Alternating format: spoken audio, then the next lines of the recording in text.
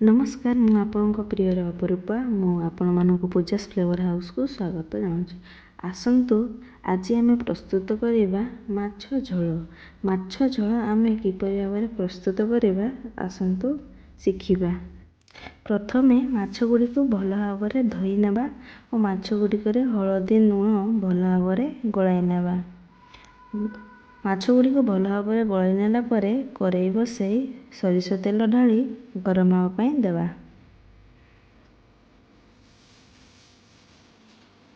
सरिष तेल गरम हो आसला परे आमे माछ गुड़िको भाजिबा पई तेल रे छाड़ी देबा।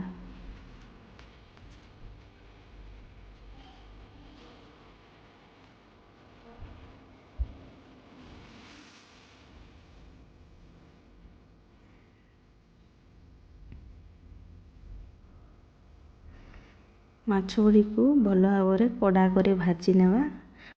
भजा ही आसलानी एबे काढ़ी नेबा।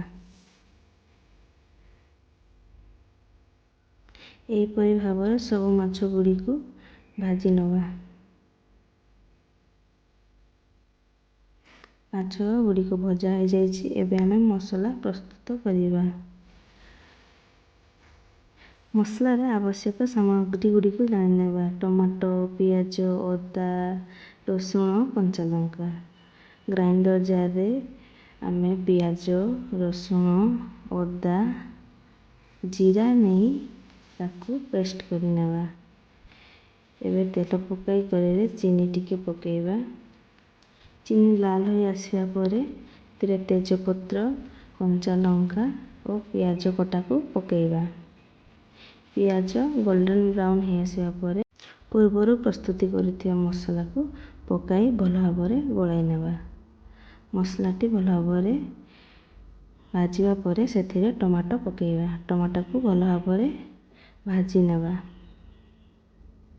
वर्तमान स्वाद अनुसार लूण पकेइबा, हळदी गुंड पकेइबा, लंका गुंड पकेइबा और भल भाबरे मसलाटी को कषि नेबा। मसलाटी भल भाबरे कषि नेबा परे हल्का अल्प टिके पानी नेइकिना आमे मसलाटी को भल भाबे पुणी कषिबा।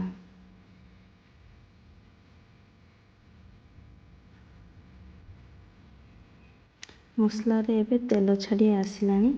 मसला प्रस्तुत हो जाइछि। वर्तमान आमे माछ भजा गुड़िको पकेइ देबा। माछ भजा पकेइ सारिया परे भल भाबरे गलाई नेबा।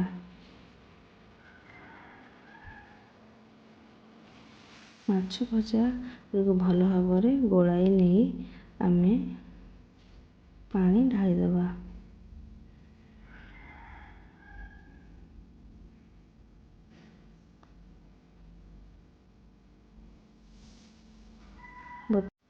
वर्तमान माछ तरकारी फुटी आसलानी। एबे ताकू आमे ओल्हेइ देबा और आमे सर्व करि नेबा।